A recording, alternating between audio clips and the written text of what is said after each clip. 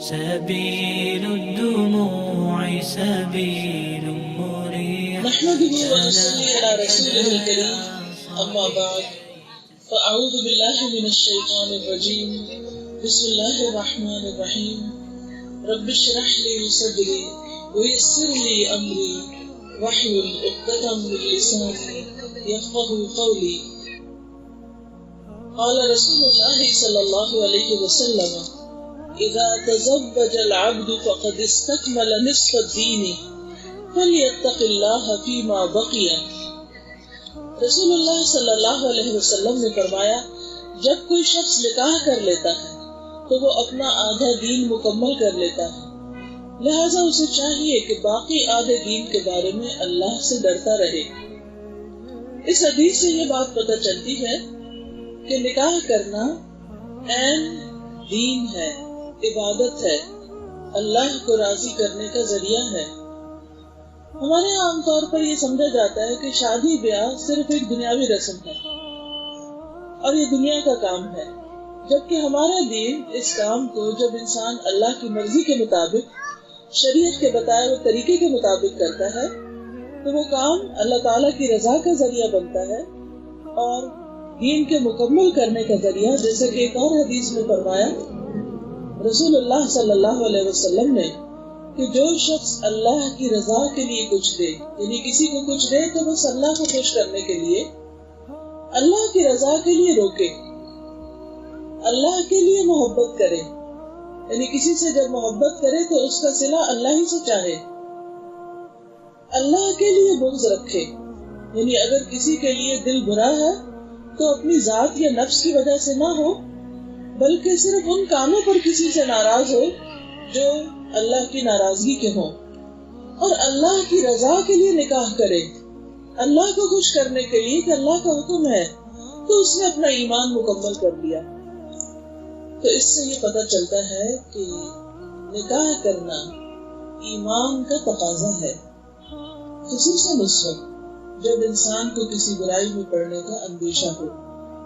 اگر اس وقت انسان جان بوجھ کر نکاح نہیں کرتا اور اس میں غفلت برتتا ہے یا والدین سستی برتتے ہیں اور اس کی فکر نہیں کرتے تو اس کی اللہ کے ہاں بہت پوچھ ہوگی۔ نبی صلی اللہ علیہ وسلم بہت مواقع پر خود نکاح پڑھایا کرتے تھے اور اس موقع پر ایک خطبہ پڑھا کرتے تھے جس کو خطبۃ الحاجہ کہا جاتا ہے۔ یہ خطبہ صرف نکاح کے موقع کا نہیں بلکہ دیگر اہم مواقع پر بھی آپ صلی اللہ علیہ وسلم پڑھا کرتے تھے۔ اس خطبے کے الفاظ ہیں: ان الحمد للہ نستعینہ ونستغفرہ ونعوذ بہ من شرور انفسنا ومن سیئات اعمالنا من یہدہ اللہ فلا مضل لہ ومن یضللہ فلا ہادی لہ واشہد ان لا الہ الا اللہ واشہد ان محمدا عبدہ ورسولہ يا أيها الذين آمنوا اتقوا الله حق تقاته ولا تموتن إلا وأنتم مسلمون. يا أيها الناس اتقوا ربكم الذي خلقكم من نفس واحدة وخلق منها زوجها وبث منهما رجالا كثيرا ونساء واتقوا الله الذي تساءلون به والأرحام إن الله كان عليكم رقيبا. يا أيها الذين آمنوا اتقوا الله وقولوا قولا سديدا يصلح لكم أعمالكم ويغفر لكم ذنوبكم ومن يطع الله ورسوله فقد فاز فوزا عظيما. اس خطبے میں ہم دیکھتے ہیں کہ سب سے پہلے اللہ سبحانہ وتعالیٰ کی تعریف کی گئی ہے۔ ان الحمد للہ، حمد کا یہ لفظ صرف تعریف کے لیے نہیں بلکہ اللہ سبحانہ وتعالیٰ کا شکر ادا کرنے کے لیے بھی استعمال ہوتا ہے۔ اللہ تعالیٰ بندے کو جب بھی کوئی نعمت دیتا ہے تو بندے کا فرض بنتا ہے کہ اس کو اپریشیٹ کرے اور اس پر اللہ تعالیٰ کی تعریف کرے اور اللہ تعالیٰ کا شکر ادا کرے۔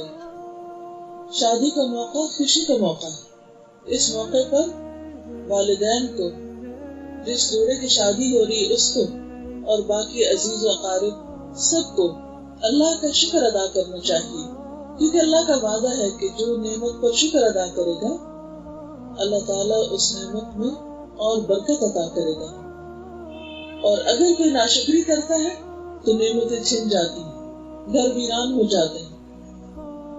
انسان کی زندگی میں تنگی کے ساتھ آسانی بھی ہے، اسی طرح ہر پھول کے ساتھ کانٹا یا کوئی نہ کوئی ناپسندیدہ چیز بھی ہوتی ہے۔ ایسا کیوں ہے؟ یہ اس لیے کہ اس دنیا میں جو کچھ بھی ہے وہ ناقص ہے۔ پرفیکشن صرف آخرت کے لیے، حقیقی خوشی، اصل خوشی جنت میں ہوگی، ہم اسے دنیا میں تلاش کرتے ہیں، جبکہ دنیا میں ہر خوشی عارضی خوشی ہے، اور اس خوشی کے ساتھ کچھ مشکلات بھی ہیں۔ اب مثال کے طور پر اس وقت کیا خوبصورت منظر ہے اور سب لوگ ایک دوسرے کو دیکھ رہے ہیں اور خوش ہو رہے ہیں، لیکن اس منظر کے بنانے میں کتنی مشقت لگی ہوئی، روپیہ پیسہ تو ایک طرف، لیکن جن لوگوں نے یہ ساری چیزیں لگائیں، کرسیاں لگائیں، ایون ایک ایک کرسی جب لگاتے ہیں ہم نے دیکھا ہوگا کہ گھنٹوں پہلے لوگ لگ جاتے ہیں، اور میزیں لگ رہی ہیں، کرسیاں لگ رہی ہیں، جنہوں نے کھانا بنایا وہ کھانا بنانے میں گھنٹوں لگا دیتے ہیں۔ جو لوگ آئے ہیں آپ میں سے ایک ایک کافی دیر تیار ہو کر یہاں پر پہنچا ہے، کتنے لوگوں کا اس میں وقت لگا ہے، پھر آپ اپنے دور دراز سے سفر کر کے یہاں پہنچے ہیں۔ ان ساری چیزوں میں مشقتیں لگی، ان میں وقت لگا ہے، ان میں مال لگا ہے، لیکن اس کے ساتھ ساتھ آپ کو خوشی بھی مل رہی۔ اسی طرح جب خوشی ہوتی ہے تو اس کے ساتھ کچھ نہ کچھ تردد بھی ہوتا ہے، تھکاوٹ بھی ہو جاتی ہے انسان کو۔ تو یہ اس دنیا کا ایک قانون ہے، اگر انسان اس کو سمجھ لے تو پھر پرفیکشن کی تلاش چھوڑ دے گا، پھر وہ کمپرومائز کرے گا، پھر اس کی نظر اس میں رہے گی کہ الحمدللہ جو مجھے ملا ہے، اگر یہ مجھے نہ ملتا تو میں کس قدر محروم ہوتا۔ اس وقت وہ یہ نہیں کہ جو ملا ہے اس کو پا کے پھر کہے کہ یہ کیوں نہیں ملا، یہ بھی ہونا چاہیے، یہ بھی ہونا چاہیے۔ انسان کی حسرتوں، تمناؤں اور خواہشات کی کوئی انتہا نہیں۔ اگر اس وقت یہ حال ڈبل بھی ہوتا اور لوگ اس سے کہیں زیادہ بھی ہوتے تو بھی شاید ہم چاہتے کہ اچھا تھوڑا اور بڑا ہو جاتا، تھوڑا اور زیادہ ہو جاتا۔ چاہے انسان کو خوش ہونے کی جو صلاحیت ہے وہ صلاحیت ہے، طاقت ہے، انسان کیا چاہتا ہے؟ ہر چیز میں اضافہ ہو۔ لیکن اس دنیا میں ہر چیز کی ایک حد ہے، زندگی کی ایک لمٹ ہے، خوشی کی ایک لمٹ ہے، غم کی بھی ایک لمٹ ہے، پریشانی کی بھی ایک لمٹ ہے۔ لہٰذا مومن کو جب خوشی ملتی ہے تو وہ خوش ہوتا ہے، شکر ادا کرتا ہے اور اللہ سے اچھی امید رکھتا ہے، اور جب اسے تکلیف پہنچتی ہے تو وہ صبر کرتا ہے اور اپنے آپ کو اس برے ریاکشن اور منفی باتوں سے روکتا ہے، اور اللہ تعالیٰ کی خوشی کے لیے وہ سرگرداں ہوتا ہے، کوشش کرتا ہے۔ تو بہرحال اس خطبے کے شروع میں جو اللہ تعالیٰ کی تعریف بیان کی گئی ہے، تو ابن عباس کہتے ہیں کہ ایک آدمی نے نبی صلی اللہ علیہ وسلم سے کوئی بات کہی تو آپ نے فرمایا تمام تعریف اللہ کے لیے ہے، ہم اسی کی تعریف کرتے ہیں اور اسی سے مدد طلب کرتے ہیں، جسے اللہ ہدایت دے اسے کوئی گمراہ نہیں کر سکتا، اور جسے وہ گمراہ کر دے اسے کوئی ہدایت نہیں دے سکتا۔ میں اس بات کی گواہی دیتا ہوں کہ اللہ کے سوا کوئی معبود نہیں، وہ اکیلا ہے، اس کا کوئی شریک نہیں، اور میں اس کی بھی گواہی دیتا ہوں کہ محمد صلی اللہ علیہ وسلم اللہ کے بندے اور اس کے رسول ہیں۔ تو اس سے یہ پتہ چلتا ہے کہ نبی صلی اللہ علیہ وسلم نے عام گفتگو سے پہلے بھی بعض اوقات خطبہ پڑھا، صرف شادی کے موقع پر نہیں، صرف کسی خاص اوکیزن پر نہیں، بلکہ لوگوں کے ساتھ عام علمی گفتگو کرتے وقت، ان کو کوئی قرآن سنت کی روشنی میں مسئلہ مسائل بتاتے وقت، نصیحت کرتے وقت، کسی سے کوئی بحث کرتے وقت، یعنی علمی بحث جس میں انسان ڈسکشن کرتا ہے، ان سب چیزوں کے شروع میں اللہ تعالیٰ کی تعریف کرنا، نبی صلی اللہ علیہ وسلم پر درود بھیجنا، یہ ایک مصنون عمل ہے۔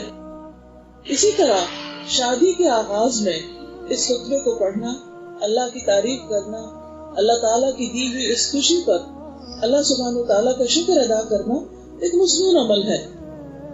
پھر اسی طرح عبداللہ بن مسعود کہتے ہیں کہ رسول اللہ صلی اللہ علیہ وسلم کو ہر خیر کے جامع الفاظ عطا کیے گئے ہیں اور ہر چیز کے خاتمے کا بھی موضوع دیا گیا ہے، یعنی اللہ کے رسول صلی اللہ علیہ وسلم کو ہر چیز کی اچھی بگننگ اور اچھی اینڈنگ بتائی گئی، کیونکہ جس چیز کا آغاز اچھا ہو اس کا انجام بھی اچھا ہوگا، اور جس چیز کا اختتام اچھا ہو انشاءاللہ آخرت میں اس کے لیے اجر بھی ہوگا۔ کیونکہ مثلاً ہم نماز شروع کرتے ہیں یا کوئی کھانا شروع کرتے ہیں یا کسی کے ساتھ تعلق یا ریلیشن شپ شروع کرتے ہیں، ان سب چیزوں کے آغاز اور اختتام کی فکر ہونی چاہیے کہ بگننگ کیسی ہو رہی ہے، اینڈنگ کیسی ہو رہی ہے، اور اس میں اگر اللہ کا ذکر شامل ہو جائے اور اللہ کی مدد شامل ہو جائے تو پھر اس کے کیا ہی کہنے۔ اب دیکھیں کہ ہم اپنی روزمرہ زندگی کے اعتبار سے بھی دیکھیں کہ کوئی بھی کام جب ہم شروع کرتے ہیں، مثلاً آپ کو کھانا پکانا ہے تو اپنے اوپر غور کیا کریں کہ آپ کس طرح شروع کر رہے ہیں۔ کیا بسم اللہ پڑھ کے شروع کر رہے ہیں؟ کیا اللہ کی مدد مانگ کے شروع کر رہے ہیں چھوٹے چھوٹے کاموں میں؟ یا پھر آپ بڑبڑاتے ہوئے گرمبل کرتے ہوئے کیا میری کیوں شامت ہے، میں ہی کھانا پکاؤں، ایسا کیوں ہے ویسا کیوں ہے؟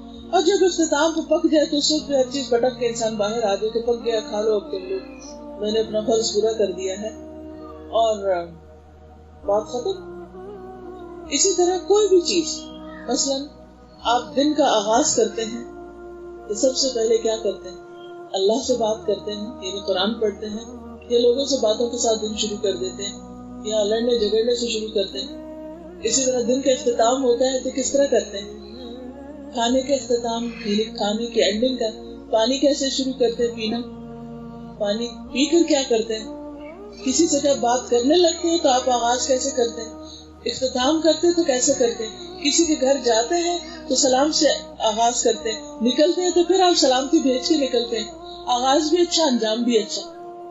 تو جو انسان اپنی زندگی کے ہر کام میں آغاز اور اختتام پر نظر رکھے تو انشاءاللہ اس کے بیچ کا حصہ بھی اچھا ہوگا اور اس کی زندگی کا اختتام بھی اچھا ہوگا، کیونکہ وہ ان دونوں چیزوں کا اہتمام کر رہا ہے۔ تو شادی کا آغاز بھی اچھا ہونا چاہیے اور اس کا انجام بھی اچھا ہونا چاہیے، اور یہ اسی صورت میں ہو سکتا ہے جب انسان اللہ کی مدد کے ساتھ اپنی زندگی کا آغاز کرے۔ اب دیکھیے، جب ایک بچہ پیدا ہوتا ہے تو اس وقت بھی اس کے کان میں اذان دی جاتی، اللہ کے نام سے آغاز کیا جاتا ہے زندگی کا۔ جب وہ فوت ہوتا ہے تو اس وقت بھی لا الہ الا اللہ پر خاتمہ ہو تو جنت کی بشارت ہے۔ تو ہر چیز کے اندر آغاز اور انجام بہت میٹر کرتا ہے، تو ہمیں اس چیز کی فکر بھی کرنی چاہیے اور ان موقعوں پر اللہ کی یاد بھی ہونی چاہیے اور شکر گزاری بھی ہونی چاہیے۔ تو حضرت عبداللہ بن مسعود کہتے ہیں کہ ہر چیز کی ابتدا اور انتہا کا مناسب انداز آپ صلی اللہ علیہ وسلم کو دیا گیا تھا۔ چنانچہ نبی صلی اللہ علیہ وسلم نے ہمیں نماز کا خطبہ بھی سکھایا اور حاجت کا خطبہ بھی۔ نماز کا خطبہ ہے التحیات للہ والصلوات والطیبات، اور خطبہ حاجت ہے ان الحمد للہ نحمدہ ونستعینہ۔ اس خطبے کی وجہ سے ایک شخص مسلمان ہو گیا تھا۔ ابن عباس کہتے ہیں کہ جماعت مکہ مکرمہ آیا، اس کا تعلق قبیلہ ازد شنوءہ سے تھا اور جنون، آصف وغیرہ کے لیے جھاڑ پھونک کرتا تھا۔ اس نے مکہ کے بے وقوفوں سے سنا، وہ کہتے ہیں کہ محمد مجنون ہے، یعنی نبی صلی اللہ علیہ وسلم کے بارے میں بری بات سنی۔ اس نے کہا کہ میں اس آدمی کو دیکھتا ہوں، شاید کہ اللہ تعالیٰ اسے میرے ہاتھ سے شفا دے دے کہ میں محمد صلی اللہ علیہ وسلم کا علاج کرتا ہوں جا کے، کیونکہ لوگوں نے جو ایک غلط بات کی کہ آپ کو جنون لاحق ہے، تو انہوں نے آپ سے ملاقات کی، کہا کہ اے محمد میں جنون وغیرہ کے لیے جھاڑ پھونک کرتا ہوں اور اللہ جسے چاہتا ہے میرے ہاتھ سے شفا دے دیتا ہے، تو آپ کیا چاہتے ہیں؟ رسول اللہ صلی اللہ علیہ وسلم نے یہی خطبہ پڑھا، ان الحمد للہ نحمدہ ونستعینہ، آخر تک۔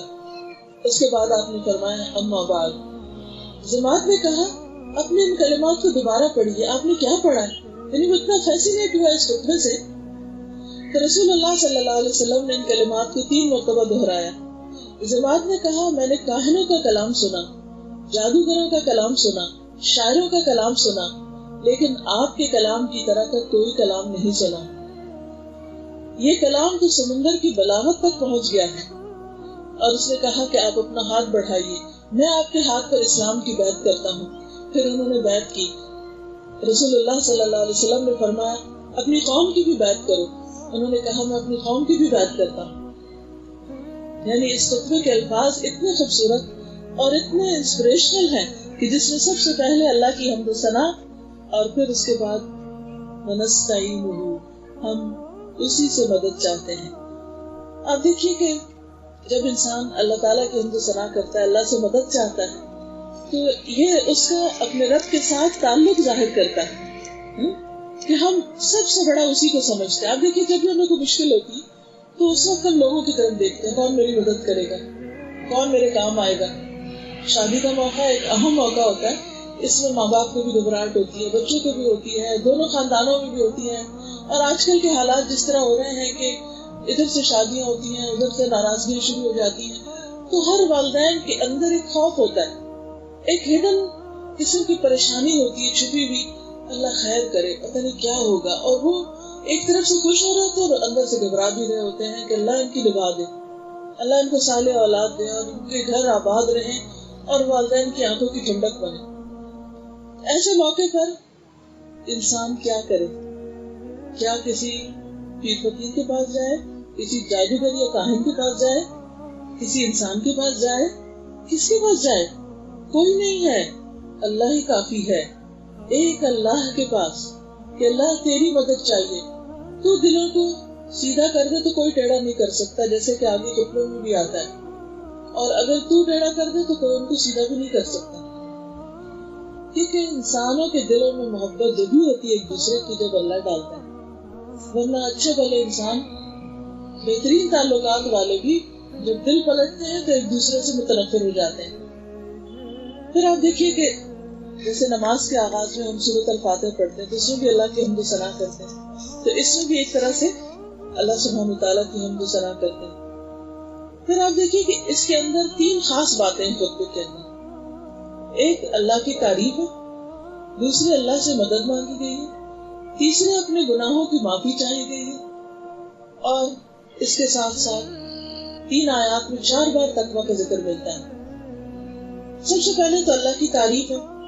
حقیقت یہ ہے کہ ہمارے پاس جو کچھ بھی ہے وہ اللہ ہی کا دیا ہوا ہے, اور سب سے بہترین طریقہ شکر ادا کرنے کا, جیسے حدیث میں آتا ہے افضل الشکر الحمدللہ, شکر کا سب سے افضل طریقہ الحمدللہ کہنا ہے. اور اس کا مطلب کیا ہے کہ جو بھی ہمارے پاس ہے سب اللہ کا دیا ہوا ہے, اور میں اللہ ہی کی تعریف کرتی ہوں اور پھر اسی سے مدد چاہتی ہوں. جیسے ہم کہتے ہیں نا ایاک نعبد و ایاک نستعین. ابن عباس کہتے ہیں کہ ایک دن وہ رسول اللہ صلی اللہ علیہ وسلم کے پیچھے سوار تھے. رسول اللہ صلی اللہ علیہ وسلم نے ان سے فرمایا, اے لڑکے میں تجھے چند کلمات سکھاتا ہوں, تم ان کو یاد کر لو. وہ کیا ہے کہ تم اللہ کی حفاظت کرو, اللہ تمہاری حفاظت کرے. کیا مطلب اللہ کی حفاظت کرو؟ اللہ تو خود سب کو حفاظت دینے والا ہے. مطلب اس کا یہ ہے کہ جو اللہ نے تمہیں احکامات دیے ہیں, جو تمہارے لیے حدود مقرر کی ہیں, ان کی حفاظت کرو. ویسے کیا, جیسے آپ دیکھ رہے ہیں کہ اس کارپیٹ کے اوپر کچھ لکیریں لگی ہوئی ہیں, اگر کسی کو کہا جائے کہ ان لکیروں کے اندر والے حصے بنانا, باہر نہیں جانا, اور جب چلو تو چلتے ہوئے باہر نہیں تمہارا قدم پڑنا چاہیے, لکیر کے اوپر بھی نہیں جانا چاہیے. ایسا شخص کتنا محتاط ہو کے چلے گا کہ نہیں مجھے منع کیا گیا تو اس کے اوپر پاؤں نہیں رکھنا. یا بازو کا گیلا فلور ہوتا ہے یا کہیں پینٹ لگا ہوا ہوتا ہے تو آپ کو کہہ دیا جاتا ہے کہ بھئی اس کے اوپر نہیں چڑھنا, تو آپ اتنے دور سے محتاط ہو جاتے کہ نہیں مجھے اس باؤنڈری کے قریب نہیں جانا. اسی طرح اللہ سبحانہ وتعالیٰ نے ہر چیز کے اندر کچھ باؤنڈریز رکھی. مثلا نماز کے اندر کیا ہے کہ ادھر ادھر نہیں دیکھنا, سجدے کی جگہ کو دیکھنا, رکعت میں اپنی تشہد کی انگلی کو دیکھنا. اسی طرح روزے میں بھی ہے کہ روزے کے بیچ میں, صبح اور شام کے بیچ میں کھانا کچھ نہیں. حج کے موقع پر احرام کی پابندی ہے, ان کی حفاظت کرنی. تو ہر موقع پر کچھ احکامات ایسے ہیں کہ جن کی حفاظت کرنا ہم پر لازم ہے. تو جو شخص اللہ کی حدود کی حفاظت کرتا ہے, اللہ تعالیٰ اس کی حفاظت کا ذمہ لے لیتا ہے. احفظ اللہ یحفظک. اور پھر کیا فرمایا, وَإِذَا اسْتَعَنْتَ فَاسْتَعِنْ بِاللَّهِ. جب مدد چاہو تو اللہ سے مدد مانگو, بندوں سے نہیں. بندے تو خود محتاج ہیں, وہ کیا کر سکتے ہیں تمہارے لیے. لہذا آپ صلی اللہ علیہ وسلم نے یہ بات چھوٹے بچے کو سکھائی تھی. آج جتنی بھی مائیں یہاں بیٹھی ہوئی ہیں, کیا ہم نے اپنے بچوں کو یہ بات سکھا دی کہ بیٹا اگر تم اللہ کی حدود کی حفاظت کرو گے تو اللہ تمہاری حفاظت کرے گا, کوئی ڈر نہیں کرے, کوئی تمہارا کچھ نہیں بگاڑ سکتا. اور اگر تم اللہ کی حدوں کو توڑ دو گے تو لوگ تم پہ چڑھ دوڑیں گے. پھر جب مدد چاہیے ہو سب سے پہلے اللہ کو پکارو. صحابہ کرام جوتی کا تسمہ بھی چاہیے ہوتا تھا تو اللہ کو پکارتے تھے، ہر حاجت اللہ سے. اچھا شادی کے موقع پر بھی آپ دیکھیں کہ جب بچی کی شادی ہوتی ہے اپنے ماں باپ کا لاڈ پیار گھر بار چھوڑ کے شوہر کی محبت کے لیے وہاں چلی جاتی ہے اور ایک نیا گھر بناتی. لیکن بعض اوقات وہاں اگر تھوڑی سی بھی بے رخی ہو یا کوئی ڈسٹربنس ہو تو واپس کہاں پلٹتی؟ کس سے مدد چاہتی؟ ماں باپ سے. ٹھیک ہے انسان انسانوں کی مدد لیتا ہے، لیکن ماں باپ سے پہلے بھی کوئی ہے جو ہمارے ماں باپ سے زیادہ ہم سے پیار کرنے والا ہے، جس نے ہمیں بنایا ہے، اور وہ ہے ہمارا رب اللہ. چھوٹی تکلیف ہو یا بڑی فوراً اللہ کو پکاریں. ماں باپ تو سو رہے ہوں گے، ماں باپ تو سمجھیں گے نہیں، ماں باپ تو پریشان ہو جائیں گے، لیکن جب آپ اللہ کو پکاریں گے تو اللہ تعالیٰ نہ سوتا ہے، نہ اس کو اونگ آتی، نہ نیند آتی ہے، نہ اونگ آتی. لا تأخذہ سنۃ ولا نوم. اور پھر وہ آپ کی بات سن کے پریشان نہیں ہوتا، وہ آپ کا مسئلہ پورا حل کر سکتا ہے. ہر چیز اس کی مٹھی میں، ہر چیز اس کے کنٹرول میں، لوگوں کے دل بھی اس کے ہاتھ میں، وہ چاہے تو ان کو پھینک دے. اس لیے میں ہر خاتون کو اور ہر بچی کو یہ نصیحت کروں گی کہ شادی شدہ زندگی میں کوئی بھی اپ اینڈ ڈاؤن ہو، بچوں کی طرف سے کوئی بھی پریشانی ہو، کوئی جسمانی تکلیف یا بیماری ہو، کوئی مالی پریشانی آ جائے، کسی قسم کا کوئی دکھ آ جائے، فوراً اللہ کو پکارے. اذا استعنت فاستعن باللہ. جب بھی مدد چاہیے ہو اللہ سے مدد مانگو، اور وہ دے گا ضرور، کیونکہ اللہ اپنے بندے کے گمان کے مطابق ہوتا ہے. یعنی بندہ اس سے جیسی توقع رکھتا ہے اللہ تعالیٰ اس کے ساتھ ویسے ہی معاملہ کرتا ہے. پھر فرمایا اگر ساری دنیا مل کر بھی تمہیں نفع پہنچانا چاہے، تمہیں نفع نہیں پہنچا سکتی سوائے اس کے جو اللہ نے تمہارے لیے لکھ دیا. ماں باپ بھی فائدہ نہیں دے سکتے، ساری دنیا مل کے نہیں دے سکتی، بس اتنا ہی دے گی جو اللہ چاہے گا. اس لیے توجہ اور دھیان کس کی طرف رکھو؟ اللہ کی طرف. اور یہ بھی یاد رکھو کہ اگر وہ سارے مل کر تمہیں نقصان پہنچانا چاہیں تو تمہیں نقصان نہیں دے سکتے سوائے اس کے جو اللہ نے تمہارے لیے لکھ دیا. اچھا تو دنیا میں نقصان بھی ہوتے ہیں؟ بالکل ہوتے ہیں، کیونکہ دنیا امتحان کے لیے. ایک دوسری جگہ پر اللہ تعالیٰ فرماتے ہیں وَلَنَبْلُوَنَّكُمْ بِشَيْءٍ مِّنَ الْخَوْفِ وَالْجُوعِ وَنَقْصٍ مِّنَ الْأَمْوَالِ وَالْأَنفُسِ وَالثَّمَرَاتِ وَبَشِّرِ الصَّابِرِينَ. ہم ضرور آزمائیں گے تم کو، ساتھ کسی بھی چیز کے، خوف میں سے، بھوک میں سے، جان و مال کی کمی میں سے، اولاد کی کمی میں سے، اور خوشخبری دے دو صبر کرنے والوں کو کہ جب انہیں کوئی مصیبت پہنچتی ہے الذین اذا اصابتهم مصیبۃ قالوا انا للہ وانا الیہ راجعون. وہ کہتے ہیں بے شک ہم اللہ کے لیے اور اللہ کی طرف لوٹ کے جانے والے. دنیا چند دن کی ہے. مومن کا غم اس وقت ہلکا ہو جاتا ہے جب اس کو یہ یقین ہوتا ہے کہ یہ دنیا چند دن کی ہے، سب کچھ ختم ہو جانے والا ہے. عیش و عشرت میں رہنے والے بھی چل دیں گے اور تکلیف میں رہنے والے بھی. اور مومن کو تو ایک کانٹا بھی چبھتا ہے تو اس کے گناہ معاف ہوتے ہیں. تو اس لیے پریشانی کی ضرورت نہیں ہے، کوئی بات نہیں، یہ وقت بھی گزر جائے گا. اور یہ چیز اس کو پھر صبر دیتی ہے اور انسان خوشی خوشی ان ساری چیزوں کو برداشت کرتے ہوئے زندگی کا سفر جاری رکھتا ہے. پھر فرمایا قلم اٹھا لیے گئے، صحیفے خشک ہو گئے، یعنی جہاں لکھا گیا تھا وہ سیاہی خشک ہو گئی، اب اس کو کوئی مٹا نہیں سکتا، اللہ کا فیصلہ یہی ہے. اس لیے تم ہر مشکل میں اللہ ہی کی طرف رجوع کرو، صرف اللہ ہی سے مدد مانگو. عوف بن مالک کہتے ہیں کہ ہم 9 یا 8 آدمی رسول اللہ صلی اللہ علیہ وسلم کے پاس حاضر تھے. آپ نے فرمایا کیا تم اللہ کے رسول سے بیعت نہیں کرو گے؟ حالانکہ ہم قریبی زمانے میں بیعت کر چکے تھے.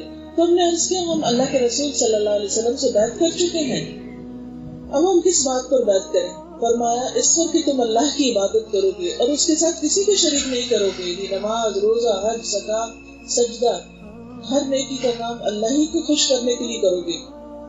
5 نمازیں ادا کرو گے، اللہ کی اطاعت کرو گے. اور یہ بات آہستہ سے فرمائی کہ لوگوں سے کچھ نہیں مانگو گے. راوی کہتے ہیں تو میں نے ان میں سے بعض آدمیوں کو دیکھا کہ ان میں سے اگر کسی کا چابک یعنی اس کا کوڑا سواری سے گر جاتا تو وہ کسی سے یہ بھی نہیں کہتا تھا کہ مجھے پکڑاؤ، خود ہی اٹھ کے پکڑتا تھا. کیونکہ آپ نے ان کو سوال کرنے سے منع کر دیا تھا. تو اس سے آپ اندازہ لگائیں کہ صحابہ کرام کس قدر بات ماننے والے تھے. دوسری چیز جو اس خطبے میں آتی ہے وہ ہے استغفار. ونستغفرہ، ہم اس سے معافی چاہتے ہیں، بخشش مانگتے ہیں، کیونکہ ہم سب غلطیاں کرتے ہیں اور ہم نیکی کا کام کرنے کے لیے اٹھتے ہیں، اس میں بھی ہم گناہ کرنا شروع کر دیتے ہیں.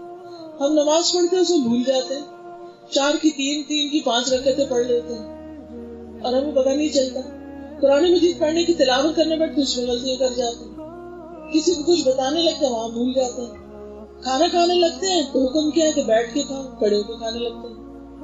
دائیں ہاتھ سے کھاؤ، بائیں سے پینے لگتے ہیں بازو کا. تو ہم تو ہر لمحہ غلطیاں کر رہے ہوتے ہیں. تو ایسی صورت میں پھر ہمیں ہر لمحہ غلطیوں پر توبہ بھی کرتے رہنا چاہیے کہ اللہ تو ہمیں معاف کر دے.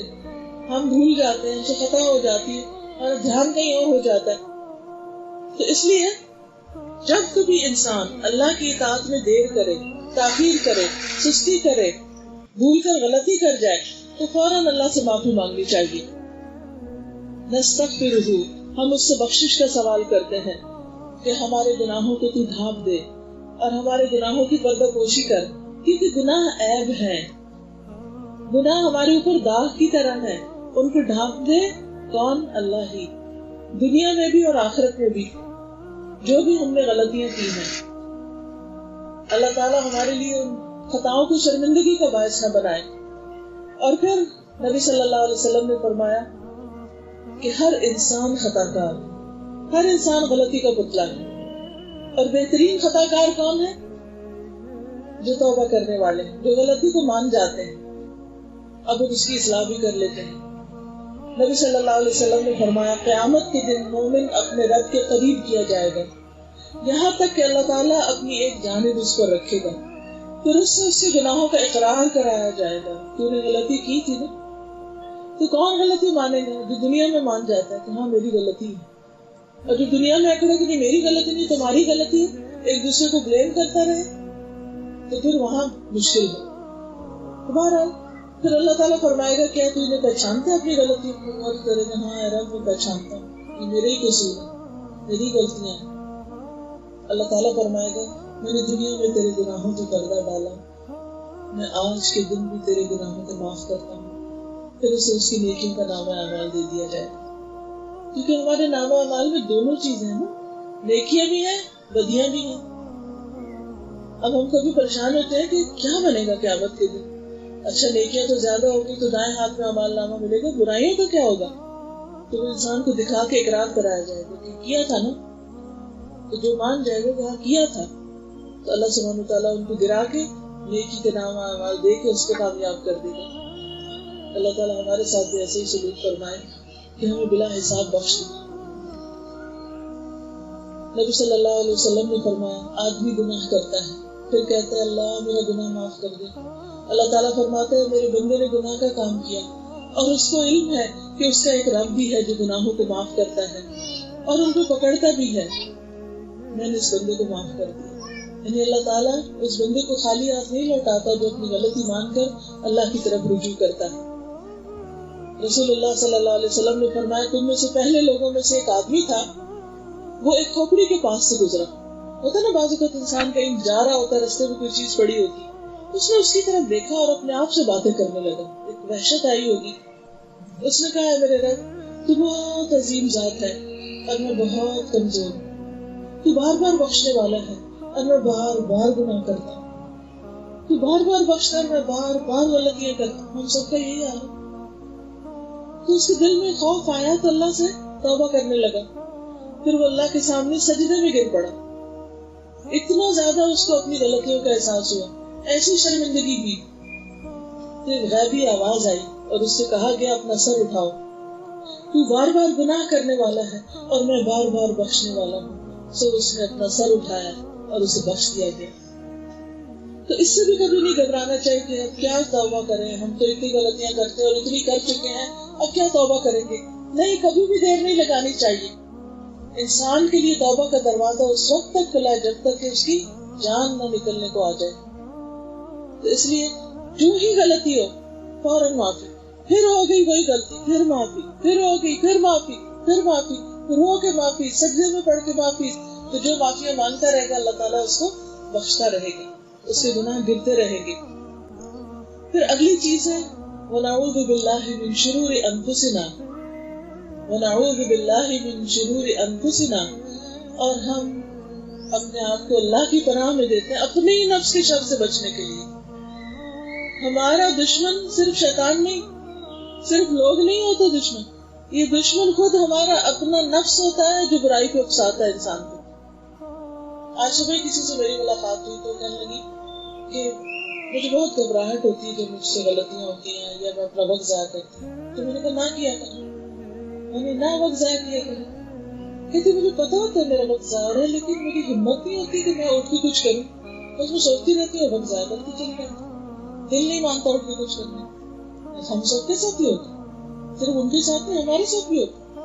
کام پڑا ہوتا ہے، نماز ہے اور کئی کام ہے، اور ہمارے اوپر ایک ایسی سستی اور ایسا ڈپریشن تاری ہوتا ہے، اچھا بھی کر لیتے، اچھا کر لیں گے. کتنے اہم کام دنوں لٹکتے رہتے ہیں نا، وعدے کر کے بھول جاتے ہیں. کس کس چیز کا ذکر کریں، کون کون سی غلطی نہیں ہم نے، پھر کیا ہو، وجہ کیا ہے؟ کوئی اور نہیں، ہم خود ہی ہوتے ہیں. ہمیں پتہ بھی ہوتا ہے ہم کوتاہی کر رہے ہیں، ہمیں پتہ ہوتا ہے ہم غلط کر رہے ہیں، لیکن اس کے باوجود ہم اپنے اوپر بھی قابو پا سکتے ہیں، جس سے بہت مشکل ہے. اور کبھی کسی کو معاف کرنے کی باری آتی ہے، ہم کو ایسا غصہ چڑھا ہوتا ہے، ہم کہتے ہیں ہم نہیں معاف کر سکتے، بس اس کو تو معاف کرنے کی دل نہیں چاہتے. حالانکہ اس کو کریں گے تو اللہ ہمیں کر دے گا، لیکن ضد میں آ جاتے. کبھی کسی چیز میں بگڑ بیٹھتے، کبھی کسی چیز میں سستی، کبھی بخل کرنے لگتے، لو اس کو میں کیوں دوں، میں نہیں دے گی. ایک دوسرے کے حقوق نہیں دیتے، کبھی بے وجہ غصہ کرنے لگتے. غصہ کہاں سے آتا ہے؟ اندر ہی ہے نا شیطان، اپنے اندر ہی ہے. تو یہ ساری چیزیں دراصل ہمارے نفس کا شر ہے، جو کبھی منہ سے نکلتا ہے، کبھی آنکھوں سے نظر آتا ہے، کبھی ہماری باتوں اور کبھی ہمارے رویوں سے، کبھی ہمارے لین دین میں، کبھی کسی کے ساتھ معاملہ کرتے وقت. تو اس سے بچنا اور اس سے نجات پا جانا کہ ہمارا نفس ہم پر کنٹرول کرے، ہم پہ غالب آ جائے، یہ بہت بڑی کامیابی. اسی لیے قرآن مجید میں اللہ تعالیٰ فرماتے ہیں فَأَلْهَمَهَا فُجُورَهَا وَتَقْوَاهَا قَدْ أَفْلَحَ مَنْ زَكَّاهَا وَقَدْ خَابَ مَنْ دَسَّاهَا. انسان کے اندر اس کی نیکی اور بدی دونوں ڈال دی گئی، دل کے اندر دونوں چیزیں. کبھی بہت نیکی کا بھی دل چاہتا ہے. کامیاب ہو گیا وہ جس نے اس کو پاک کر لیا، اور ناکام ہو گیا وہ جس نے اس کو دبا دیا، اس کو صاف نہیں کیا. وہ اندر کا گند اندر ہی بھرا رہا، نہ دل صاف کیا اور نہ ہی نیت صاف کی اور نہ ہی کچھ اچھا کام کیا. تو اس لیے شادی کے موقع پر بھی اس خطبے میں بھی کیا سکھایا گیا؟ اپنے نفس کے شر سے خود بچنے کے لیے اللہ کی پناہ میں آ جاؤ. یعنی اللہ کا ذکر کرو، نماز سے مدد لو، قرآن سے مدد لو، استغفار کرو، درود شریف پڑھو کہ یا اللہ تو مجھے توفیق دے. میں چاہتی ہوں میں کروں لیکن میں مجبور ہوں اپنے دل کے ہاتھ. بعض اوقات کیا ہوتا ہے دل کسی ایسی بری چیز میں جا پھنستا ہے کہ جہاں نہیں پھنسنا چاہیے اس کو، اور وہ اس کے لیے ایک بلا بن جاتا ہے، مصیبت بن جاتا ہے. اب وہ نفس کا شر ہی ہے نا. عقل کہتی ہے غلط کر رہے ہو، لیکن اندر دل مانتا ہی نہیں کہ اس چیز سے باز آئے انسان. تو اس سے باز آنے کے لیے کس سے مدد لیں گے؟ اللہ سے. یا اللہ تو مجھے سہارا دے، تو ہی ہے، دل تیرے ہاتھ میں، میں نہیں اٹھوں گی جب تک تو میرا دل نہیں بدلے. بس مجھے بدل، تو مجھے توفیق دے، تو ایمان بھر دے، اتنا ایمان بھر دے کہ ہر چیز سیکنڈری ہو جائے. تو جب انسان اللہ سے باتیں کرتا ہے اور اللہ سے مدد چاہتا ہے اور اصرار کے ساتھ اور تکرار کے ساتھ کہ نہیں بس مجھے چاہیے اللہ یہ چاہیے، تو اللہ تعالیٰ اس کے لیے راستے کھول دیتا ہے، اللہ تعالیٰ اس کے لیے آسانی فرما دیتا ہے. اور اگر انسان کو ڈھیلا ڈالا ہوا اچھا ہو جائے گا نہیں ہوا تب بھی ٹھیک ہے، اور حرام چیز سے انجوائے کرے. کچھ لوگ ہوتے ہیں نا کہ غلط چیزیں دیکھتے ہیں، غلط چیزیں سنتے ہیں اور اس سے انجوائے کرتے ہیں، حالانکہ اللہ کی ناراضگی کا کام ہے. ان کو پتا ہے کہ نشہ ہے، حرام ہے، غلط ہے، چھوڑنا چاہیے، نہیں چھوڑ پاتے. کیوں؟ اس لیے کہ وہ اللہ کی پناہ میں نہیں آتے، اللہ سے مدد نہیں مانگتے، اپنے نفس کے شر کو نہیں پہچانتے. تو اس کے لیے بہت ضروری ہے کہ انسان ہر حال میں اللہ کی طرف رجوع کرے. پھر اسی طرح ایک دعا بھی سکھائی گئی، اللہم رحمتک ارجو فلا تکلنی الی نفسی طرفۃ عین واصلح لی شأنی کلہ لا الہ الا انت۔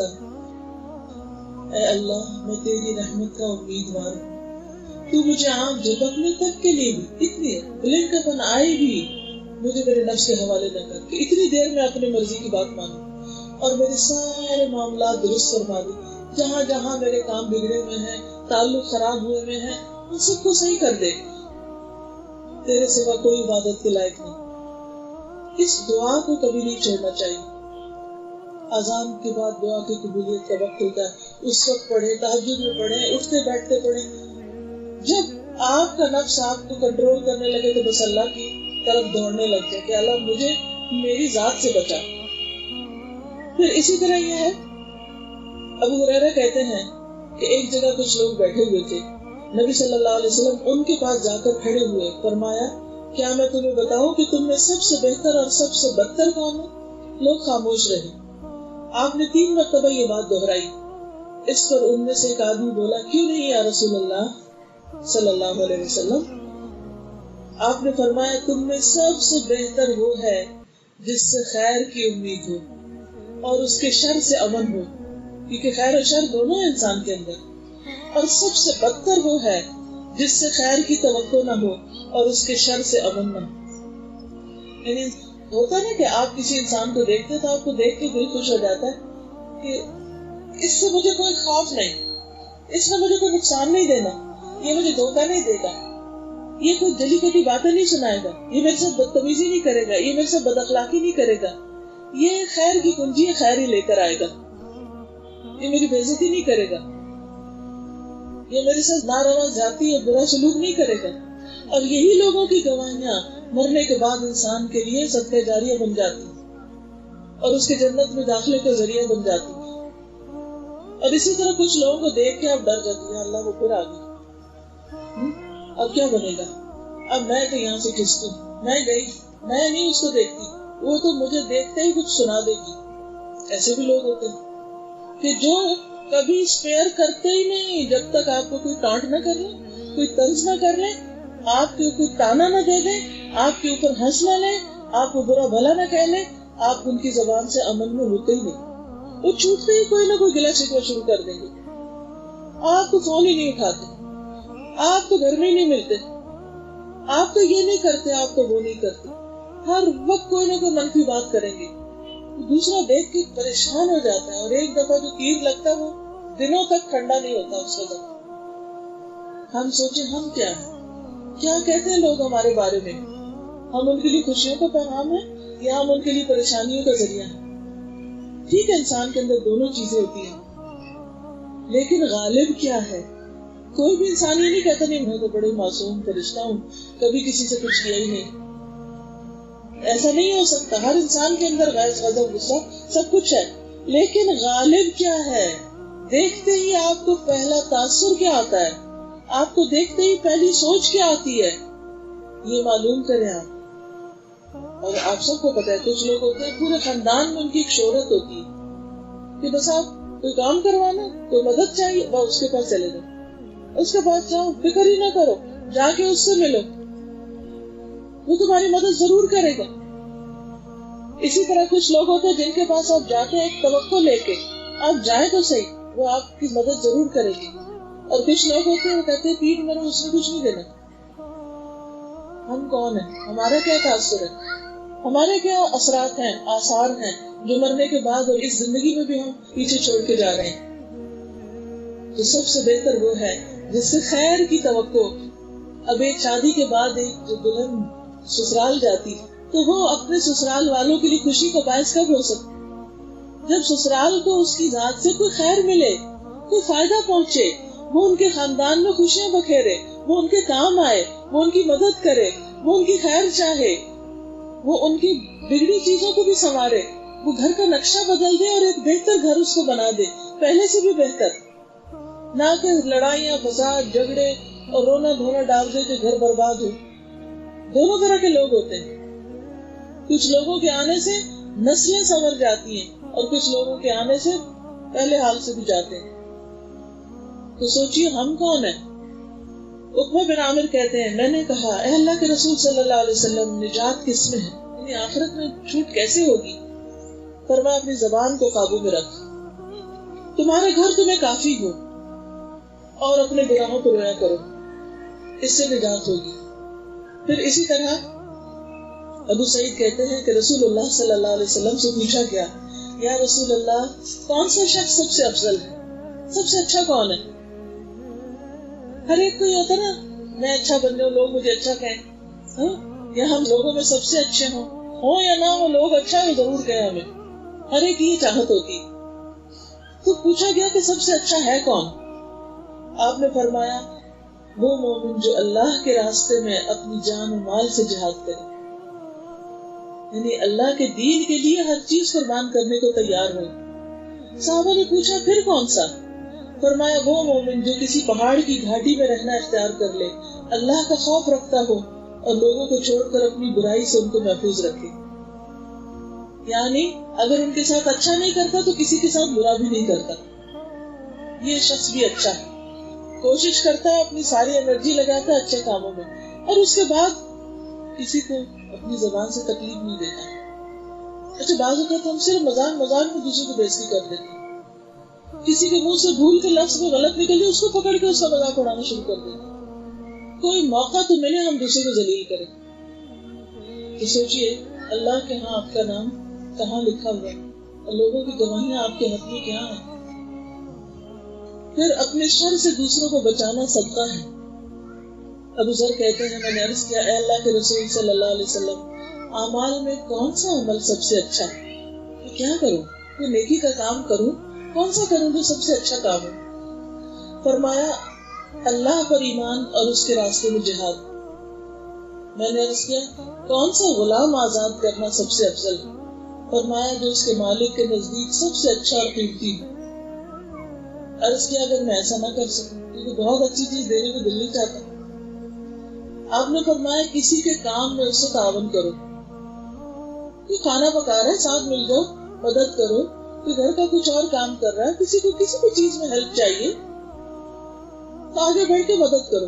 یہ نہ سوچو اس نے تو مجھے بلایا نہیں میں کیوں جاؤں, نہیں خود دیکھو کہ کس کو کیا چاہیے, اور اگر کچھ نہیں چاہیے تو انسان لوٹ آئے. میں نے عرض کیا اگر میں اس میں سے کوئی بھی نہ کر سکوں, یعنی میں کسی کی کوئی مدد نہ کر سکوں, بعض اوقات آپ نہ فزیکلی اسٹرانگ ہوتے ہیں, نہ آپ کے پاس زیادہ مال ہوتا ہے, نہ علم ہوتا ہے, آپ ہیلپ نہیں کر سکتے, تو اب کیا کروں؟ فرمایا لوگوں کو اپنے شر سے محفوظ رکھو, اس لیے کہ یہ تمہاری طرف سے تمہاری اپنی جان پہ صدقہ ہوگا. اپنی جان کا صدقہ کیا ہے؟ اپنے شر سے دوسرے کو بچا کے رکھو. تب شادی کے موقع پر آپ دیکھیں کہ ایک بچی جو نئے گھر میں جاتی ہے اسے سب سے زیادہ فکر کیا ہونی چاہیے کہ میری ذات سے کسی کو تکلیف نہ پہنچے. اچھا ہم عام طور پہ نہیں بھی تکلیف دیتے, لیکن جب کوئی ہمیں برا بھلا کہنے لگتا تو پھر ہم کہتے ہیں ہم بھی چپ نہیں رہیں گے, ہم بھی برابر کا مقابلہ کریں. لیکن اس وقت بھی تھوڑی صبر کر جانا اور اپنی طرف سے دوسروں کے ساتھ اچھا ہی معاملہ کرنا بہت جلد حالات کو بدل بھی دیتا ہے. پھر اسی طرح رسول اللہ صلی اللہ علیہ وسلم نے ابو بکر رضی اللہ عنہ کو یہ دعا سکھائی تھی, اور وہ کیا ہے کہ صبح اور شام یہ کلمات پڑھے جائیں.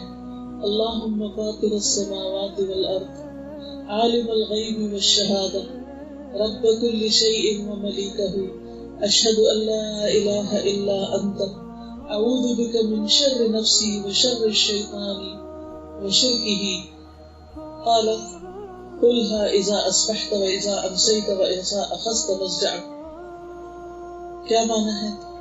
حضرت ابو بکر نے کہا اللہ کے رسول صلی اللہ علیہ وسلم مجھے کوئی کلمات سکھا دیجیے جو میں صبح شام پڑھا کروں. فرمایا یہ پڑھا کرو اے اللہ آسمان اور زمین کے پیدا کرنے والے, پوشیدہ اور ظاہر کے جاننے والے, ہر شے کے پالنے والے اور اس کے مالک, میں گواہی دیتا ہوں کہ تیرے سوا کوئی معبود نہیں. میں اپنے نفس کی شرارت, شیطان کے شر اور اس کے شرک سے تیری پناہ میں آتا ہوں. آپ نے فرمایا یہ دعا صبح شام اور رات کو سوتے وقت پڑھو. تو اس میں بھی انسان ہر روز صبح شام اپنے نفس کے شر سے خود کو بچائے, تو یہ اپنی جان کو خود کا صدقہ ہے. پھر ومن سیئات اعمالنا، اپنے اعمال کی برائیوں سے یعنی غلط کاموں کا جو وبال آنے والا ہے اللہ اس سے بچا لینا.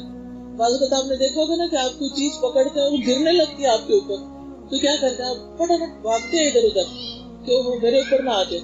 گناہ بھی اسی طرح ہے، انسان جو بھی گناہ کرتا ہے وہ سارے اس کے قدموں کے اوپر آ جاتے ہیں، سر پہ آ جاتے ہیں، اور اس کا وبال اس کو بھگتنا ہوگا. اگر توبہ نہ کی، نماز نہ پڑھی، صدقہ نہ کیا تو وہ انسان ہی کے اوپر گرتے ہیں. یہ جو طرح طرح کی مصیبتیں آتی ہیں دراصل گناہ ہی ہوتے ہیں بعض اوقات جو انسان پہ آ پڑتے ہیں. اب ان سے بچنے کے لیے کیا کرے انسان؟ اللہ کی بنا لے، یا اللہ میں بہت غلطیاں کرتی ہوں لیکن آپ ہی بچانے والے ہیں مجھے میرے اپنے ہی کیے ہوئے سے. حضرت حسن بصری کہتے ہیں کہ گناہ پہ گناہ کرنا دل کو اندھا کر دیتا ہے. انسان ایک غلطی کے بعد ایک اصرار کیے چلے جاتا ہے، دل سے ہو جاتے ہیں. رسول اللہ صلی اللہ علیہ وسلم نے فرمایا جب کسی مسلمان سے کوئی گناہ سرزد ہوتا ہے تو اس کے دل پر سیاہ دھبا پڑ جاتا ہے. اگر وہ توبہ استغفار کر لے تو اس کا دل پھر سے صاف اور روشن ہو جاتا ہے، ورنہ جتنے گناہ بڑھتے جاتے ہیں اتنے ہی سیاہ دھبے بڑھتے جاتے ہیں، حتیٰ کہ اس کے دل پہ زنگ لگ جاتا ہے، جس کا ذکر قرآن مجید کی آیت میں ہے کلا بل ران علی قلوبہم ما کانوا یکسبون. رسول اللہ صلی اللہ علیہ وسلم نے فرمایا گناہ دلوں پہ غلبہ پا لینے والا ہے، دل کو اپنے کنٹرول میں کر لیتا ہے، پھر انسان کا دل مردہ ہو جاتا ہے، بے حس ہو جاتا ہے، اسی سے ڈپریشن جنم لیتا ہے. پھر اس کے بعد یہ ہے کہ وَمَن يَهْدِ اللَّهُ فَلَا مُضِلَّ لَهُ، جس کو اللہ ہدایت دے اسے کوئی گمراہ نہیں کرتا. یعنی ہدایت اور گمراہی اللہ کی طرف سے ہے، یعنی جسے اللہ ہدایت دے، عبادت کی توفیق دے، اچھے اچھے کاموں کی توفیق دے تو اسے کوئی گمراہ کرنے والا نہیں. یعنی شیطان اس کو گمراہ نہیں کر سکتا، شیطان اس کو نہیں بھٹکا سکتا، اور جسے وہ گمراہ کرتے اسے کوئی ہدایت دینے والا نہیں. یعنی وہ اپنی عقل سے ہدایت نہیں پا سکتا. کوئی بھی شخص اپنی عقل سے ہدایت نہیں پاتا، اللہ ہی دیتا ہے. اور کوئی نبی، کوئی ولی، کوئی نیک انسان کسی کو ہدایت نہیں دیتا، ہدایت اللہ ہی دیتا ہے. اسی لیے ہمیں اللہ سے ہدایت مانگنی چاہیے. اہدنا الصراط المستقیم، واللہ یہدی من یشاء الی صراط مستقیم. اللہ جسے چاہتا ہے سیدھے راستے کی ہدایت دے دیتا ہے. نبی صلی اللہ علیہ وسلم کے بارے میں فرمایا کہ لیس علیک ھداھم، ان کی ہدایت آپ کی ذمہ داری نہیں، ولکن اللہ یہدی من یشاء، لیکن اللہ جس کو چاہتا ہے ہدایت دیتا ہے. تو پھر ایک اور جگہ پر نبی صلی اللہ علیہ وسلم سے فرمایا کہ انک لا تہدی من احببت، آپ یقیناً کسی کو ہدایت نہیں دے سکتے جس سے آپ محبت رکھتے ہیں. انسان بعض اوقات جن سے محبت کرتا ہے، اپنی اولاد ہو یا اور دوست ہو، چاہتا ہے کہ وہ سیدھے راستے پر آ جائے، لیکن ہمارا بس نہیں چلتا ان کو. وہ ویسے ہماری بہت خدمت کرتے ہیں، ہمارے کام آتے ہیں، لیکن ہماری ہدایت والی بات نہیں مانتے، کیونکہ ہدایت ہم نہیں دے سکتے کسی کو بھی. ہاں کوئی ذریعہ بن سکتا ہے کہ وہ لے کے چیز پہنچ جائے، مگر فائدہ اللہ ہی اس میں ڈالتا ہے. جیسے ایک ڈاکٹر کوشش کرتا ہے، شفا اللہ دیتا ہے، کسی ڈاکٹر کے ہاتھ میں شفا نہیں، شفا صرف اللہ کے ہاتھ میں ہے. اس لیے ہمیں ہر موقع پر اللہ ہی کی طرف رجوع کرنا چاہیے اور اللہ ہی سے ہدایت مانگنی چاہیے. نبی صلی اللہ علیہ وسلم نے فرمایا، اللہ تعالیٰ فرماتا ہے اے میرے بندو تم سب گمراہ ہو سوائے اس کے جسے میں ہدایت دوں، تم مجھ سے ہدایت مانگو میں تمہیں ہدایت دوں گا. تو جہاں سمجھ نہ آئے وہاں اللہ سے مانگ لینی چاہیے ہدایت، اور جس کو ہدایت مل گئی وہ فلاح پا گیا. رسول اللہ صلی اللہ علیہ وسلم نے فرمایا کامیاب ہے وہ جسے اسلام کی ہدایت مل گئی، ضرورت کے مطابق رزق مل گیا اور وہ اس پر قانع ہو گیا، یعنی مطمئن ہو گیا کہ جو مجھے ملا اللہ کا بڑا شکر ہے. پھر شہادتین پڑھا جاتا ہے، کلمہ شہادت، اشہد ان لا الہ الا اللہ واشہد ان محمدا عبدہ ورسولہ. نبی صلی اللہ علیہ وسلم نے فرمایا جو کوئی اپنے سچے دل سے اس بات کی گواہی دے کہ اللہ کے سوا کوئی معبود نہیں اور محمد صلی اللہ علیہ وسلم اللہ کے رسول ہیں، اللہ تعالیٰ اس کو دوزخ کی آگ پہ حرام کر دیتا ہے، یعنی اس کے لیے کچھ جنت ہے.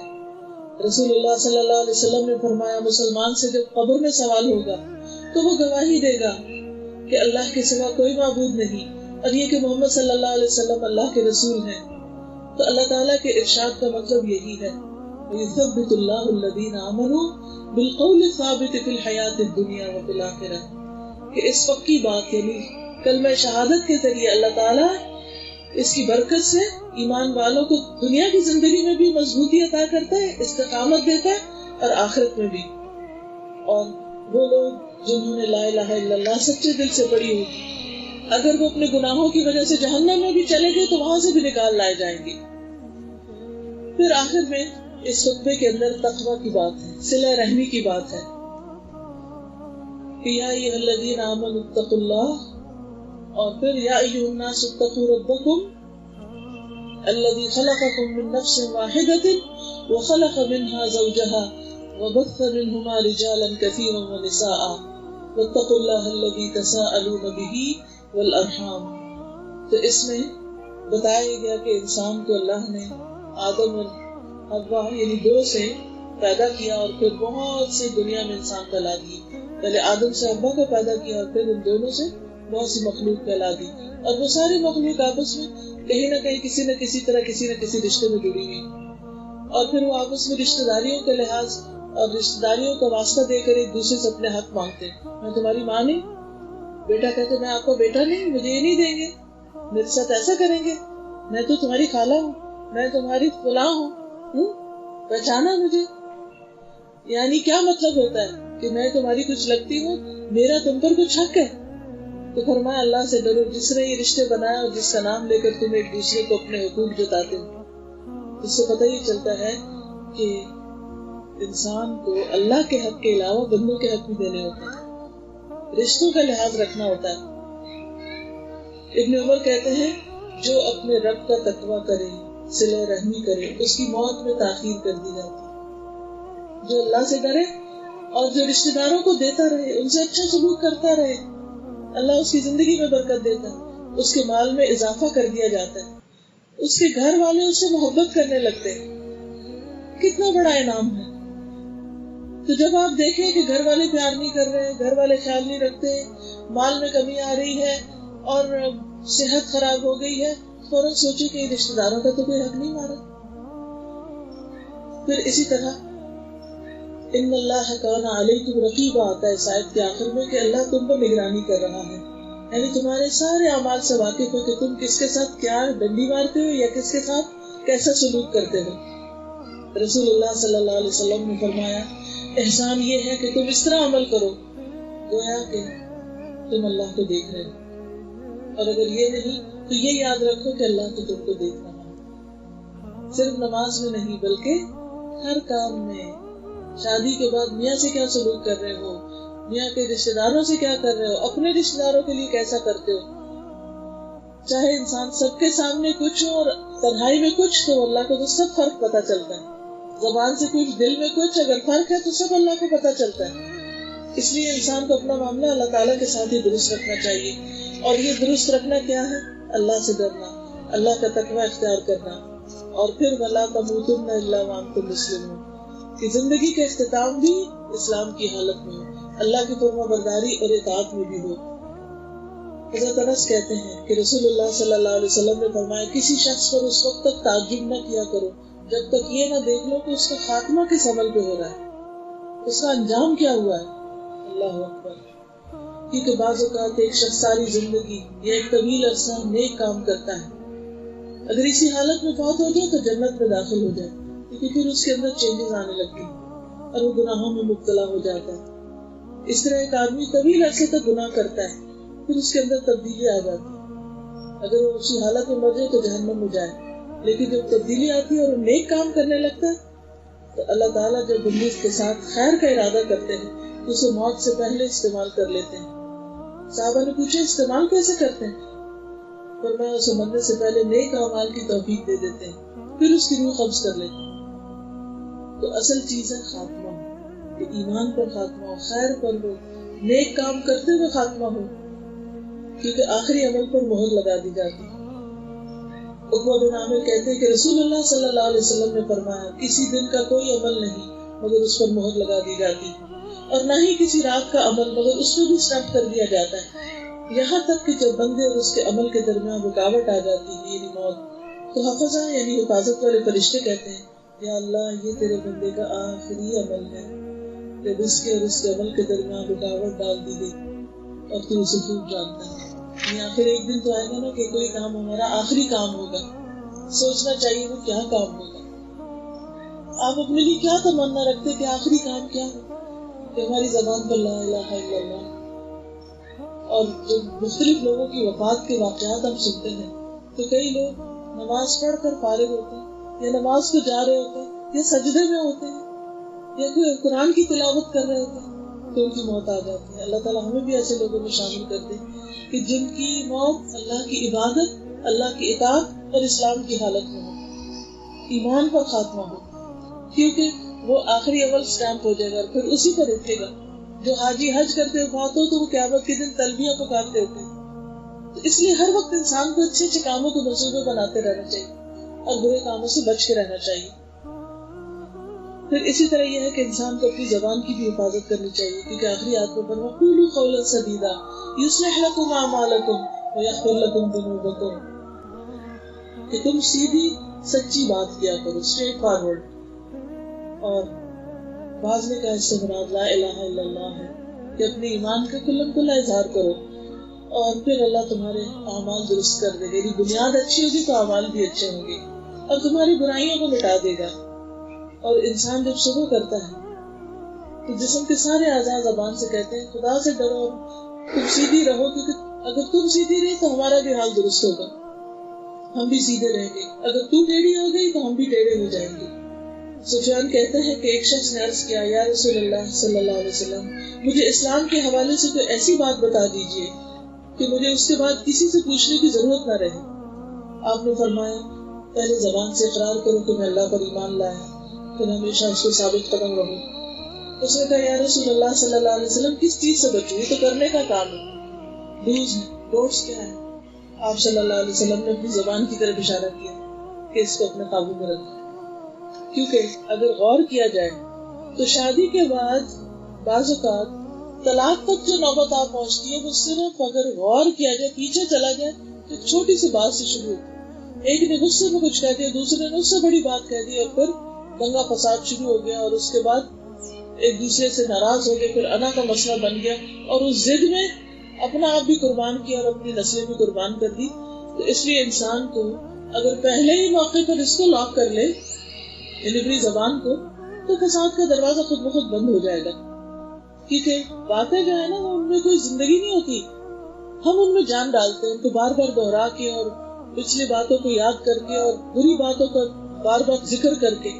تو اس لیے انسان کو ہمیشہ مثبت بات کرنی چاہیے, اور اگر کوئی سخت ناگوار بات بھی کہنی پڑے تو 10 دفعہ سوچنا چاہیے کہ اس کو زیادہ بہتر انداز میں کیسے کریں. کیونکہ ہم جب کوئی منفی بات کرتے ہیں تو دوسرے کا ذہن ایک دم ڈیفینسو ہو جاتا ہے, تو ہم اپنا میسج نہیں کنوے کر پاتے. اب مثال کے طور پر اگر آپ کسی سے کہیں کہ دیکھو تم پنک ہاتھی کے بارے میں نہ سوچو, اب کیا ہوگا, کہیں گے پنک ہاتھی کیسا ہوتا ہے, وہ لازمی سوچے گا کیونکہ آپ نے نہ کرنے والا کام اس کو یاد کرا دیا. تو بعض اوقات ہم گھر میں ناپسندیدہ باتیں کر کر کے دوسرے کے زخم چھیڑ دیتے ہیں.